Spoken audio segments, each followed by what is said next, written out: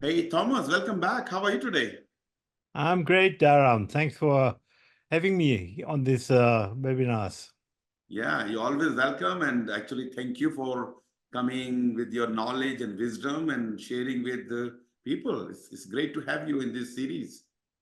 Well, yeah, this series and your moderation makes it easy to share, and that's always fun to be with you. And I hope our listeners enjoy it.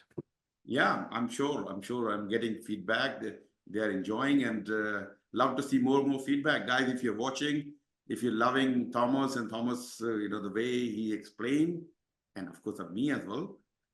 So please share your you can ask question as well, or you can put some thought. Hey, can you discuss about something in a project program management? We love to talk about. Uh, yeah, Yes, so sure. great. And Thomas, welcome back from your Egypt trip. As you said, it was a great trip. Yeah. Yeah, well, last week I was with my wife ticking off a bucket list item, and I went to Egypt, and it's very amazing to see the pyramids, and they have a Nile cruise, and it was very packed in 8 days, so we could have the same amount of sightseeing in a 3 weeks tour, but I couldn't afford to go for 3 weeks. Uh, uh, but yeah, so great, good that you're ticking your boxes and other ticking boxes like you're sharing your knowledge and Yeah, helping me to yeah, build yeah. a knowledge pool. And now, last week in being in Egypt, we had so many information and saw so many things, so it added to my knowledge. So you never stop learning, and it's Oh, amazing how humanity, started 5,000 years ago in these civilizations. And I know there are also other civilizations like Mesopotamia and even Chinese. There are civilizations, and we don't know much about the South American nations. The Inca, and before the Inca were others. So these are all human communities that developed and brought us there where we are now. And basically, if you see the pyramids, they did projects. oh yeah, yeah. These are major, we call giga projects now. Right. These are the giga project of that time. Exactly, exactly. And And what I learned is, they took a lot of effort to deal about stakeholder engagement. All these workers at the pyramids, they were not slaves. They were paid workers and mm, well-fed workers, and their families were taken care of and very much valued, because otherwise the motivation would not be there. And so good. the same workers worked for maybe 4 months a year on these pyramids, but then they went back and had to be the farmers,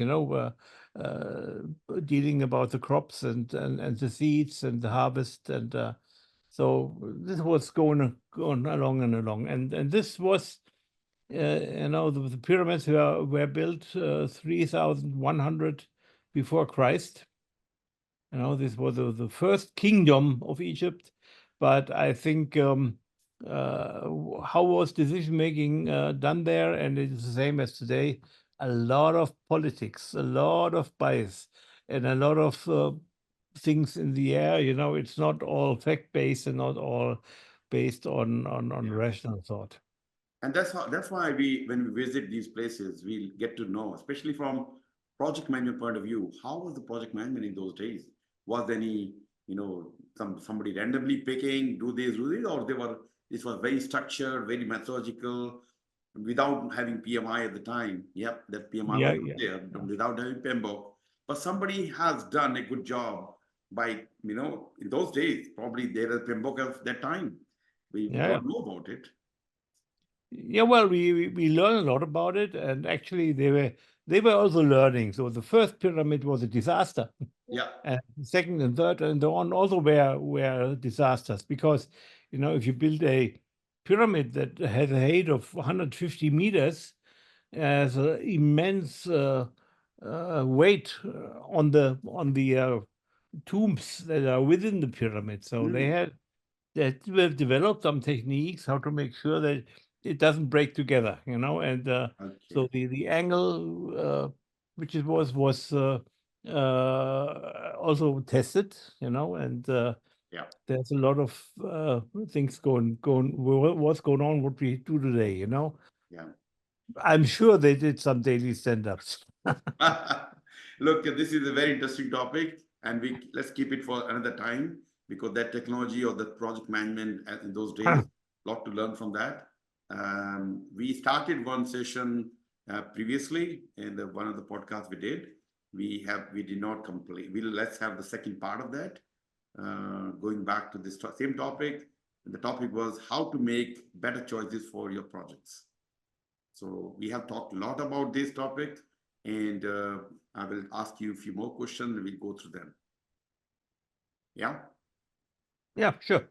All right. My first question, and this is around agile methodology, which is not as probably not used in the Egyptian days, pyramid days, but I'm sure this is now becoming more and more useful in our days. Agile methodology have become quite popular in project management, as we are seeing.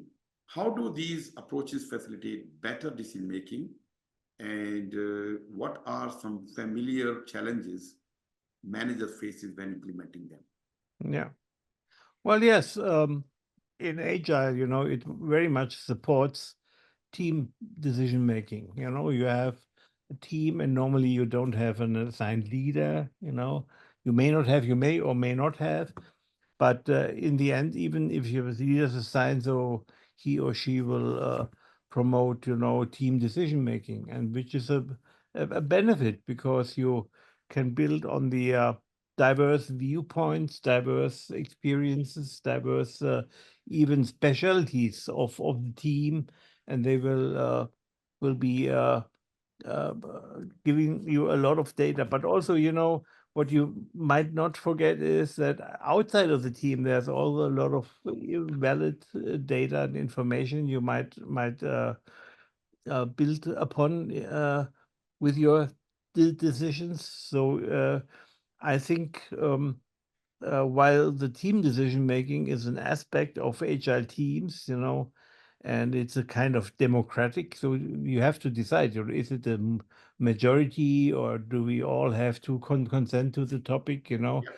Yeah. Uh, and I read a paper, you know, showing that in the North European societies like Norway, like Sweden, Denmark, and so on, you know, there's a very democratic style in any decision making. So they have a specific way of making decisions which is democratic, even before agile was a topic, you know. So so it's not the invention of agile to do this team decision making, and also it may not be suitable for all situations, you know. So if you see, my famous example is firefighting. You know, if you have a fire, you need to have a hierarchy and defined roles and Yes. processes that you follow, and there is no democracy in a firefighting unit. You know, so there is somebody who is has responsibility, and who the others depend on giving them.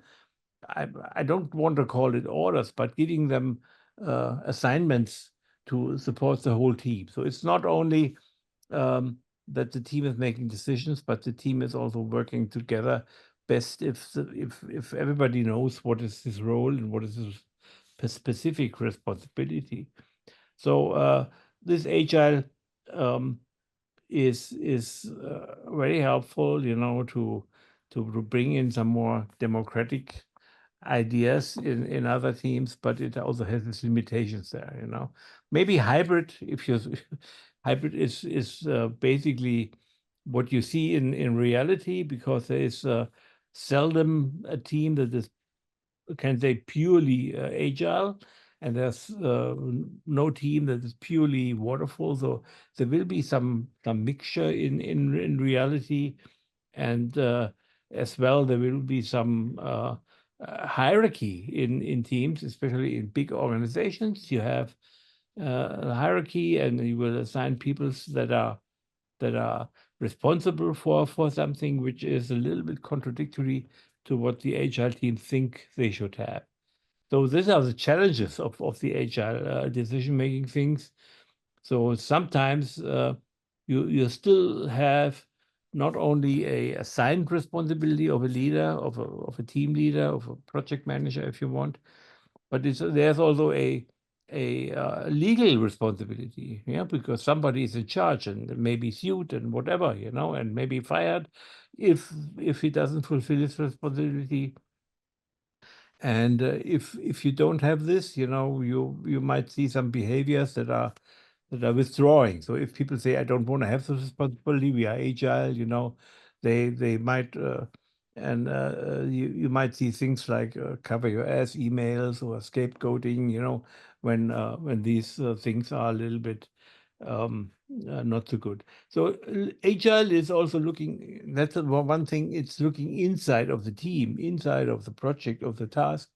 So the whole context, which represents a lot of stakeholders, a lot of maybe context variables like the weather or the environment or laws or whatever you see, this context is also to be considered, not only by the team, but somebody, and it's often the product owner in agile environments or the sponsor in all of the environments of projects, the person who is in charge of making sure the context doesn't disturb the project itself. So there is a project boundary, and we want to keep the project within the boundary very controlled. That is what we do. But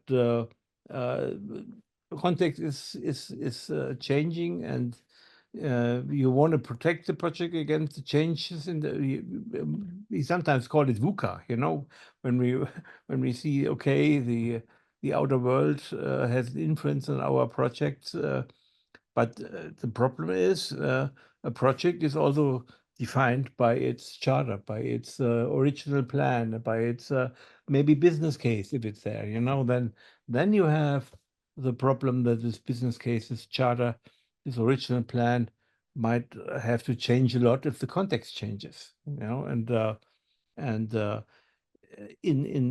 there's the challenge for agile teams, because they can accept changes, and they should accept positively changes from the outside.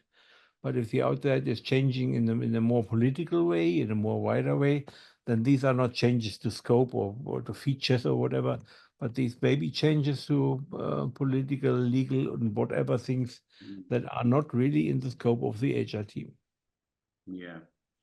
I mean, agile can be, good way to make the decision, especially when you have a team and team is helping you to make the decision. You empower them and they think from different direction. Let's say you're a team of 8-9 people, you are the scrum master, you're project manager, you have the business analysts, and they think from different angle. And that's where, the decision is made. It's not only you as a scrum master making, it's a team is making decision. And when such decisions are made, is, instead of decision imposed to them, because everybody made the decision, they own the decision and they commit to that. So that's what my observation. And positive side part, yes, everybody make the decision and then they own the decision and they commit and get the things done. But at the same time, the challenges can be, yes, you may have to spend too much time to come to the decision, because everybody is putting their own thoughts on it, on points, and the decision making can take time. And in this process, you may lose time. You may not be able to. But I have seen, people can come out of these kind of challenges by having right structure. Okay, guys, let's take a some bridged what you call fishbone diagram to make a problem, and they try to maybe use those some techniques and help them to have a structured discussion and to come to the decision point. Yes, there are challenges, but they can be overcome as well. Yeah. Well, there's another thing, if you have these team decisions and the team is discussing and using all these data like the fishbone diagrams here to make it more transparent, more visible, what the problem is to solve and how to make the decision on it. It's often that there are not everybody is equal in a team. There are new people coming in, and there are old people who are very experienced, and they are looked at. So there is not necessarily a democratic process, but there is also an influence by people who have a different informal role. Primus inter pares, if you want to tell it this, or a mentor of somebody. The mentee will always look for the mentor. What is his decision, and maybe add his decision to the mentor's decision. So even if you think the team makes a decision, it might be only a few out of the team who drives the decision in this direction. I mean, as a moderator or the project manager, you have to encourage that everybody have chance to say and participate in the decision making. Yeah, and another challenge or aspect is and this comes from the paper I mentioned about the Nordic countries who have a culture of making decisions in teams, democratic decisions. This paper also states these decisions are in average mediocre, because democratic decisions always include compromises. Yeah. So that's not the best way, maybe, that is decided on, which only one guy understands at the moment. But there is always, you cannot go this the full, maybe only half, and so on. And they come to a flattened out solution for the question. And that's what they observed. So they did research on it, and they looked at the decisions and said, yes, we have a buy-in because everybody was involved and could voice his opinion, but the outcome is not optimal. Yeah, I mean, if the leader is not very strong, then you're just relying on the opinion of those people, your team member. Then yes, you try to make everybody happy, and in that process, the decision you come up with, you said rightly, is more like compromise, which may not be good for the team, may not be good, maybe good for the team but may not be good for the organization. Yeah. So that's where a strong leader is still required with democratic approach, maybe fine. But sometimes you say, okay, guys, I listen to everybody, and this is the best for the organization. This is the justification for that. And give you an example. I was in the board of directors of PMI, and we were all volunteers, and we had some task teams to do this and that. And at one of the points, I was a leader of such a task team of I think 6 or 7 other board members and other people. And in the end, it came to a decision, and I asked the group, how should we come to a decision here? And it's open, and I tried to get all the input, and they gave the input. But in the end, they said, you are the leader of this task team, and it's up to you to make the final decision. Final say, and that's what I had to do. So it's as a leader, you cannot shake up this responsibility that you are expected to make decisions from the team, even. Yeah, exactly. Yeah, we can use some of the techniques from the Agile, but at the end of the day, it depends on type of decision required, type of leadership approach required. Accordingly, you need to change in a project management from the project management point of view. Yeah. Okay, what roles do ethical and sustainable consideration play in project decision making today, and why it is important for the project managers to prioritize these aspects? Yeah, ethics and sustainability, and both of them are, they are quasi-legal requirements now, because everybody expects that you are ethical, and there are some standards you have to follow, and the legal department often the legal department has a responsibility to ensure ethical decision making and to ensure that there is a kind of ombudsman involved in everything. Sustainability is a similar thing because, you know, there are some investors who only want to invest into sustainable companies, and so it's also a quasi-legal thing. Although there is, well, in the EU there is, but maybe globally there is not really legislation that is the same for every company. So sustainability for me has two aspects. You know, what we discuss in this is the green compliance. You know, that we are following some standards that are defined, and maybe even we can have some sustainability reporting of companies. That's what we see very often. And if we have this, it's very clear for project managers that they should follow this. And there's also something like the Green Project Management Standard. You know, you can look at this, and actually PMI is teaming up with them and is trying to follow them. I think Joel Carboni introduced it and supports this, and they are teaming up with PMI on this. But sustainability also has the aspect of can we think about the long-term future, you know? So Yeah. this is a kind of mindset. Yeah. And it's very hard for humans to have this long-term thinking. So, you know, there is this, but,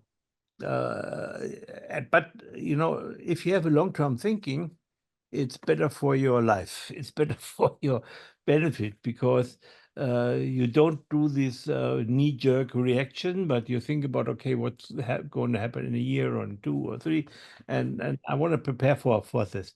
So this is a long-term strategic thinking you must develop as a project manager, because your decisions are not only day to day, week to week. You know, your decisions always target towards the end of the project. Yeah, your target. And I have seen, you know, in my personal life, so I had a project that ran over 3 years for a client. And, you know, I always had in mind, okay, what will be there after 3 years? And how can we reach it? Maybe there are different paths to go there.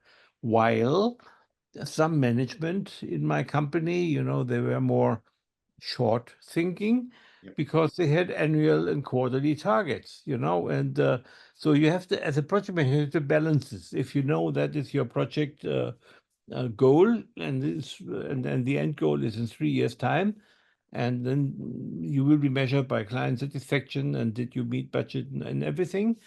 On the other hand, you know, you also have to see that people have short-term thinking and short-term targets. Just as a company now has to be reporting every quarter, so that's very clear. So long-term strategic thinking, give you another example, is they found there was a research, the marshmallow test. I think we talked about it once again, when little kids came into a room and they sat there and the instructor told them, you see, here's a marshmallow. You know, I go out for 5 minutes, and if I come back and the marshmallow is still there, you get a second. You can go away with them. Yep. But, you know, if you eat it now, then yeah, you have this, but nothing else. And so maybe half of the kids really got the second marshmallow. Yep.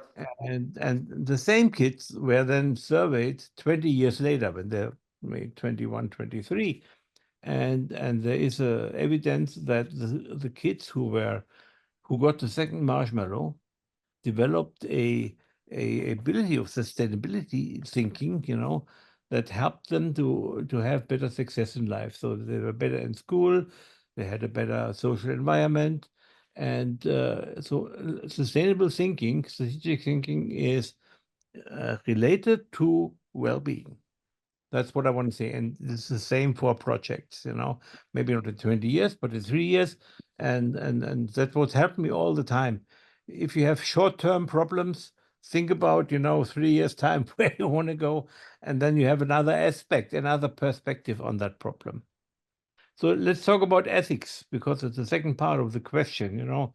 This is sustainability where we talked about ethics. And ethics, if you look at PMI, there are 4 values related to ethics, which are documented in the Code of Ethics. These are fairness, honesty, responsibility, and respect. Yeah. And these are the considerations. If you read the Code of Ethics once a year, that's not enough. But maybe you should assess your own decision making, reflecting on these 4 values. And if you do that with every decision, and it could be an automatic process after some time, then you will be able to judge your decisions, and your decisions will be especially important regarding these values if you decide regarding humans, team members. So there is a low performer in your team. How are you dealing with them? There is a race you can give your input to. How are you doing that? You can give awards or whatever. So if you are in a team environment responsible for a team that works together, ethical decision making is of utmost importance, because you are watched all the time, how you behave, how you decide. Are you an integer leader? Are you trustworthy? This is all judged, and I think as a leader in a team, in projects, you must be trustworthy, not only to your team but also to your customers, to your other stakeholder environments. So this is I think something you should deal with. Ethics in your human-related decisions, but also other decisions, and sustainability, not only in the compliance factor, but also in the long-term strategic thinking factor. Exactly. Just to remind and you and everybody, like even when we talk about standards for program management, and we talk about the benefit management, so there is a 5 phases, and the 5th phase is sustainment, benefit sustainment. So you've done everything, you did realize the benefit, and okay, now what? How are we going to sustain it over a period of time? Whether it is the product or service or maybe environment or the whatever you're doing, can we sustain it? So we do have to do some. I think that the program manager, project manager, we should spend time to understand first, of course, product has to be developed, and how is going to be sustained over a period of time. If you build a bridge, somebody has to look after this bridge or day in, day out. If you build, you have to see from the sustainment point of view. So, and other thing, yes, sustainability, as a project manager, program manager, we need to think more nowadays, especially when you talk about the oil and gas and the global warming and all those things we're talking here. One is we are more aware of these things. Previously, we are not. The technology was not there. Now we know, everybody talks, and we see the temperature. And you went to Egypt recently, and you saw the temperature going up. And I think we are getting into the autumn side, maybe or winter side. But when it's summer, temperature is more than 50, many times, many days. Yeah. And this can be because of the, we have not paid attention to the sustainability part. We are cutting trees, we are burning, so many trees and maybe factories and all this pollution. Because of that, maybe that's one of the factors, maybe some other factors. It is, making some places not livable. I like your example very much about the sustainment of benefits, because a program manager is different from a project manager in this aspect, because his responsibility reaches beyond the program end or the project end, because you only delivered benefits well if you built them, you created them, and then maybe they also created some value already, but then you hand them over. It's a transition to somebody else, operations, or however, the customer, however you call it. But you have to prepare the customer and operations to be able to receive the benefits, And the sustainment part is it's also that you establish a system for operations and for your customer that they can keep the benefits alive, and not only stable alive, but also maybe develop them further as the environment changes and they need to adapt to something.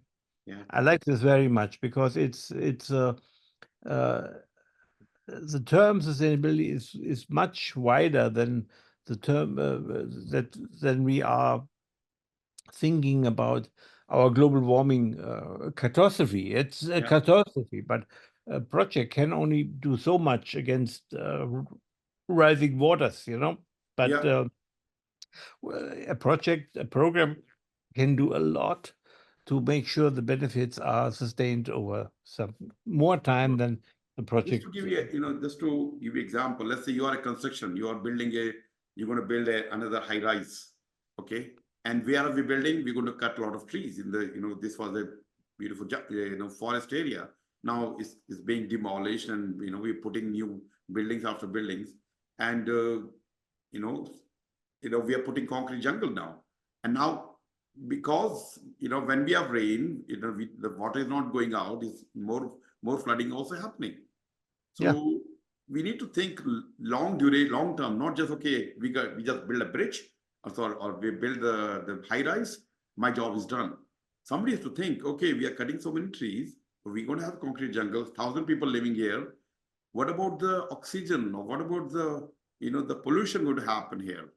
That's yeah. where they have the long term thinking required for project program manager, not just doing the job. What if thinking? Yeah, well, do the marshmallow test, with yourself, and it's another way to look at this kind of long-term thinking is do we have a strong will not to re-up the short-time benefits, but look at the long-term thinking, Yeah. and you can work and exercise to develop your strong will, and Yeah. that's an asset you could develop. Yeah. And that's where the ethics part also important, because while we're talking, have we taken the right decision in favor of not just for the business or the investors, but what about the local community? What about the environment? What about the long-term future of our grandkids? Yes, yes.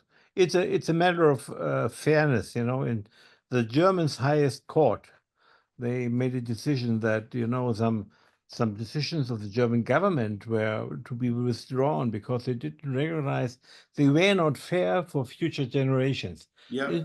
Interesting aspect, They were considering the rights or the damage on the future generations that you have to consider future generation. And I told the story in one of the other sessions. I was in New Zealand and I met a Maori who was on a board of a NGO that took care about a beach with the animals and birds and so on. And he said, our NGO has a strategy and a vision and everything. And the core sentence is, we want to be good ancestors. And Good. that's a good way to express sustainability. I think it's a very good word, because we just talk about our own ancestors without realizing we'll be an ancestor very soon. Yeah. When our grandkids or grandkids, they look back, hey, they destroyed everything, they removed all the trees, we have so Yeah. much flooding going on, and because of, I wish they have done this way.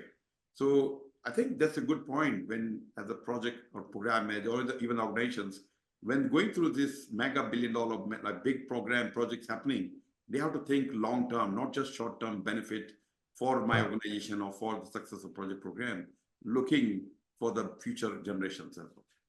Right. Good. Thank you. Good discussion.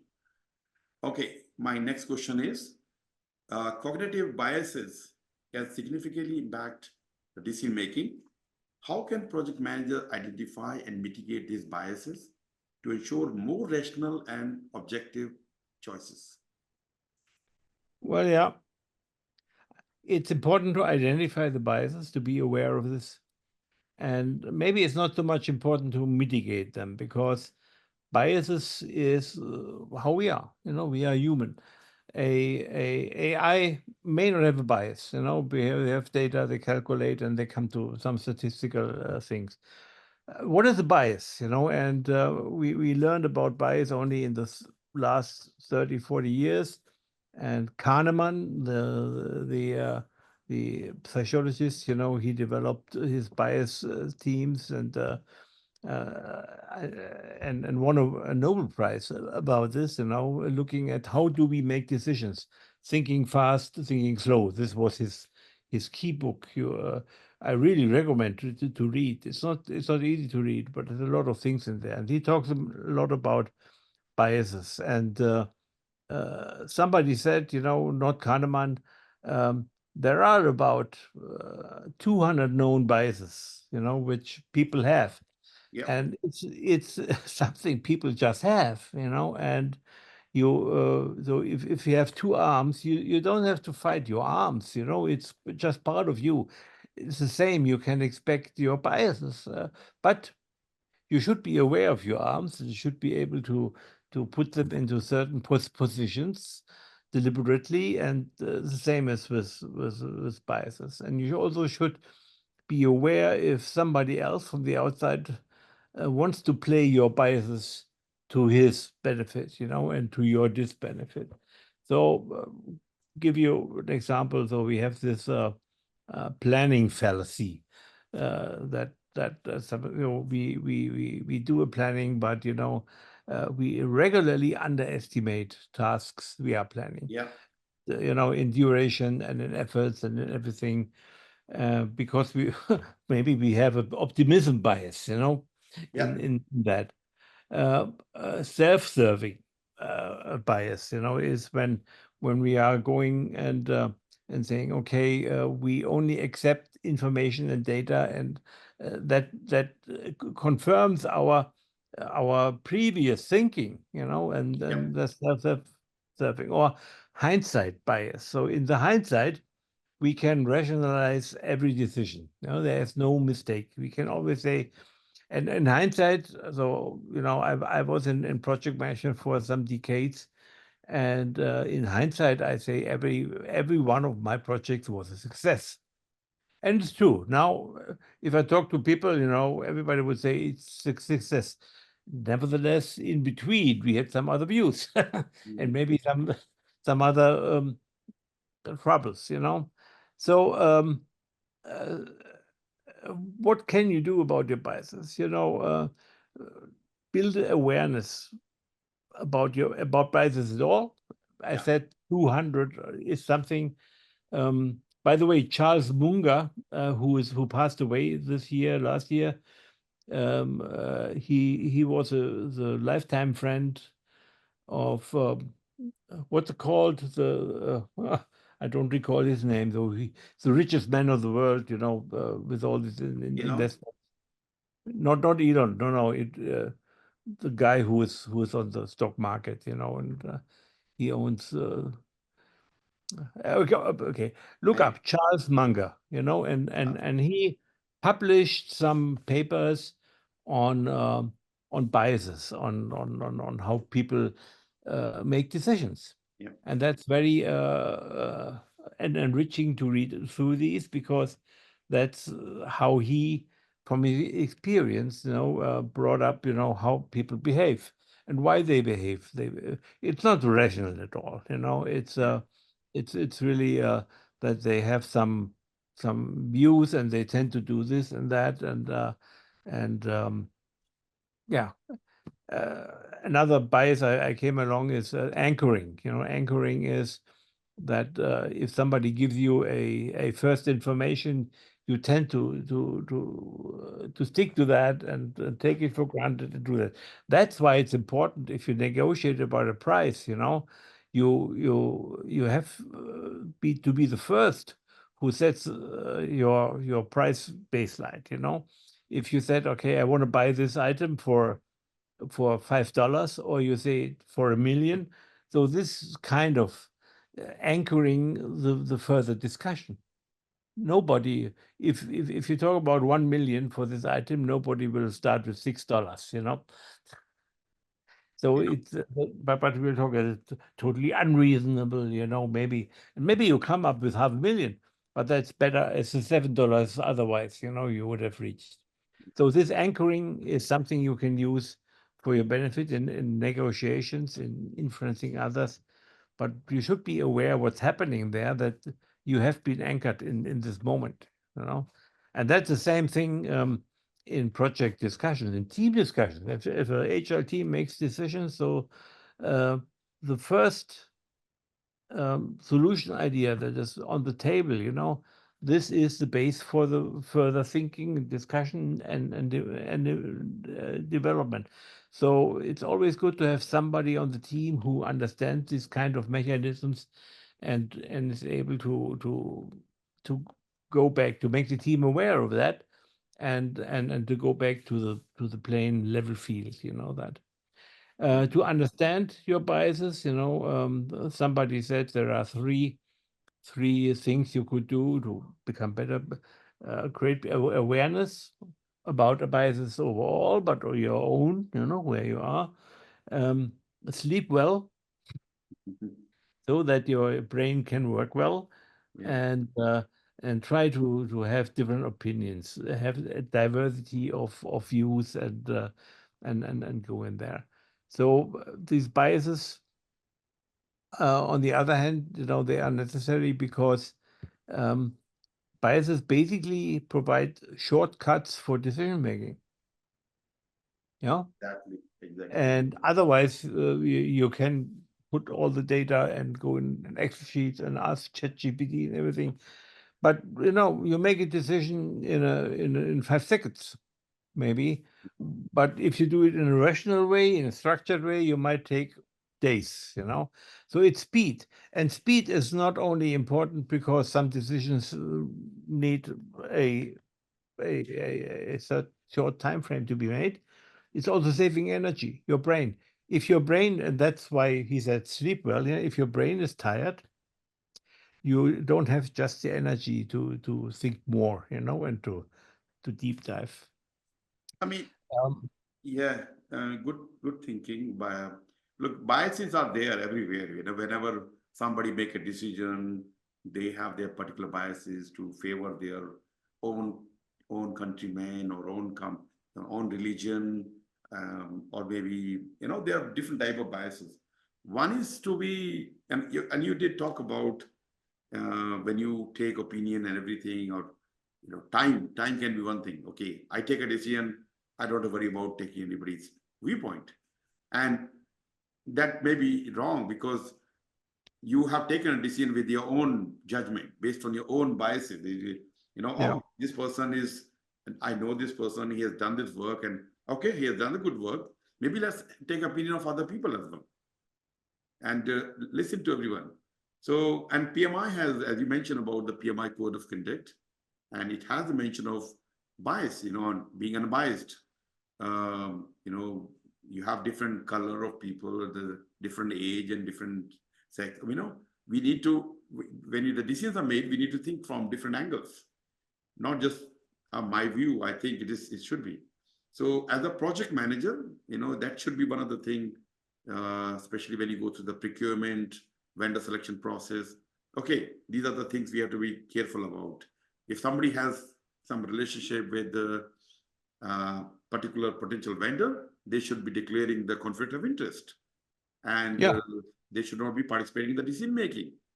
That's fair enough, because if this person know, like if your brother has also put a request as RFP, either you're going to reject because he's a brother and people will talk, hey, because his brother is selected, or you will select that person because, oh, it's my brother, why not select?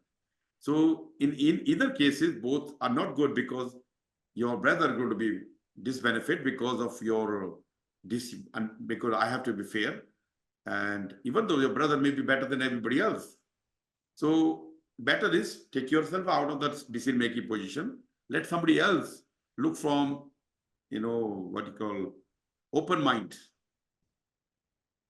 not Yeah. just because they are your friend or your colleagues or whatever. So yeah, it's as a project manager, program manager, this situation comes, and we should identify such things, and being aware. Am I doing the right thing? Why I'm selecting this? Is it based on some decision making calculation I've done, or because I'm thinking to support my people, my community, my brother, my sister? Yeah. And it's also as a leader, especially, it's maybe more important to make a decision than to make it very thoroughly and Yeah, slow, because people are waiting for your decision, and customers are waiting, your team is waiting, yeah, and uh, all decisions you make can be wrong or right, depending on what you are doing, and how you're implementing them, and if you are able to revise them. So it's always, somebody says, it's always better to ask for forgiveness because you made a decision on your own, and quick, and people were following up, then ask for permission, because that is a bureaucracy. It takes a long time to do that. right. Let's move to the next question. Now, looking ahead, how do you see AI, artificial intelligence, and machine learning transforming decision making in project management? And what should managers be prepared for shortly? Well, what is really clear, you have to deal with AI Yeah, in shorthand, and you have to start working with it, like you start work with emails maybe 30 years ago, when emails came up. yeah, And we will lose competencies because we don't use them. So who from us can do a good handwriting anymore? yeah, Who can draw a square root by hand? These are all. You have a calculator, and you have some text programs. You can even talk into the computer, and there's a nice writing there. You have tools like Grammarly who improve your grammar and everything, and choose the right words. So we lose competencies by using AI or computers, and we have then also, okay, understand, maybe it's a hobby that you still have handwriting, yeah, but it's not required for your business and for your progression in humanity, I see, um, judgment becomes more important, because as we lose competencies, we also lose experiences and the understanding what works well. So you have to work on your judgment, and that means heuristics, your shortcuts, your biases. Understand your biases. So you still have them, yep, but they are used in a different way. So that's what you can do in the short term. Uh, as we lose competencies, we have to develop new competencies, and that's in AI. It's clear that Ricardo Vargas, he gave a presentation beginning of this year to our chapter, and he said, maybe a step forward is that you try out a new AI tool every week, because they are coming in yeah, and you try it out. You say, okay, done it. So I'm using myself about 10 AI tools yeah, regularly, but not on a daily basis. So on a daily basis, maybe ChatGPT and Humata and these things, and then I have some tools that are doing pictures, and I I didn't find a good benefit in using project management planning tools. Maybe in some organizations that's valid. So but it's good to be there to get the courses, the free courses by PMI about AI. I think 3 or 4 now are free, and you should attend these and learn about AI, learn about how to write prompts, for the ChatGPT. But there are more sources for free yeah, courses. Even I found it, not many people know that, but if you look, if you Google for ChatGPT, for IBM free courses, there are a lot of good IBM free courses, and IBM was one of the of the leading developers of AI. So you might remember Watson, who was involved in this chess championship. So the problem I see is, we use AI um, uh, to become faster in decision making and everything. So we even automate these decisions with AI and with tools. So and the problem here is, so what are the social benefits out of these decisions? Can we do it ethically? Because are they fair? And I think it becomes more important to understand ethics and the four values that are described there, and to deal with the increasing of VUCA. It, there will be more velocity, more uncertainty, more complexity, more ambiguity.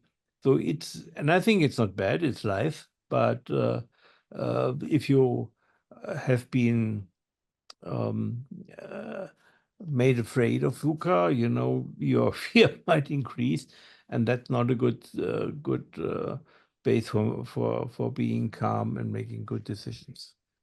Yeah. Look, AI can be very, very powerful, and we see this every day now. And you mentioned there that 10, you're trying 10 different AI tools every day or every week. But, the tool, it's going to improve it further as we go further. So I think some of the tools can actually help in decision making in project management, but that also depends on the data we are providing. And if you just ask, hey, on ChatGPT, generate information. But if you provide some, feed into good information, good data, so if it depends on data you provide, accordingly, that your artificial intelligence system can provide you better decision. If data is biased, now at least the biasness can be, again, cognitive biases we talked about. It's not going to think from the human biasness point, but it may have different biases. It depends on the type of data you have provided. So yeah, so using the AI tool can be very, very useful. And the only important thing is it can give you some information. Don't just take it as it is. You understand it, and you may have to format it based on your way of thinking. Because otherwise, people realize that, and then they will not look at you. Hey, if I have to look at the AI base, then why have to hire you? So you still have to use your human intelligence to convert that information provided by this tool. And of course, this can help you much better, much faster. The people who are doing job, and actually, your secretary who was like taking notes and converting into something, but that can be done by the AI tool. Most of the work can be done by that. But what provided by the system, you need to analyze it and assess it, and then you make your own decision. Well, as a leader, as a manager, as a project manager, it's not only that it helps you; it's mandatory that you are aware and ahead of the curve, and always trying out the new stuff. And it's the point is, it's not only in project management. Your taxi driver will be in AI soon. And it already is in some cities. And when you see at the war zones, the drones are AI driven, and recognize enemy targets. And so it's AI will be ubiquitous soon. And if you neglect it, like my grandma neglected smartphones, then you might be dead as my grandma is. It's a good thought, and I think people should pay attention to it. Yes, it's a worry as well for many people. The jobs are going away, or all this thing. But to be ahead of the game, as we need to see what is happening. What is this all about? There's a beast. It's going to be bigger and bigger. If you are riding the beast, you will find good journey. Or if you are scared of that, beast will finish you, believe it or not. So my suggestion, I think, is to learn how can I use the AI-based tools and AI-based information in a productive way, and do, who knows, I mean, using the system, you're going to do the job better. Because if you ask, can you write a statement of work? You know, you can write spending 5 days, but ChatGPT can write something within 5 seconds. Of course, you provide data and all the supporting information. Then you look into that. Yeah, so that's where it is. It will save your time. It will improve your productivity. But be careful.